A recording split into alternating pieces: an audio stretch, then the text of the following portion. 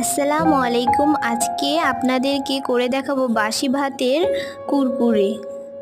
তো প্রথমে মিক্সচার নিয়ে নিলাম বাসি ভাত, তারপর অল্প করে পানিটা দিয়ে ব্লেন্ডার করা হয়ে গিয়েছে। স্বাদ অনুযায়ী লবণ দিয়ে দেব, কাশ্মীরি লঙ্কার গুঁড়ো, 1 চামচ বেসন, 1 চামচ ময়দা দিয়ে ভালো করে মিশ্রণটা করে নেব, মিশিয়ে নেব।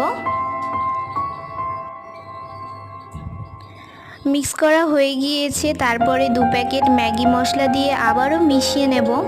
মিশানো হয়ে গিয়েছে, একটা প্যাকেটে মিশ্রণটাকে ভরে দেব।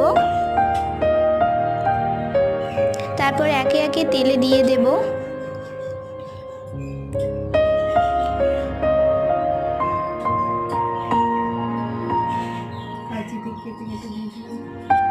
আমাদের ভাজা হয়ে গেলে বিট লবণ আর চাট মশলা দিয়ে মিশিয়ে নেব। আমাদের কুরকুরে একদম তৈরি।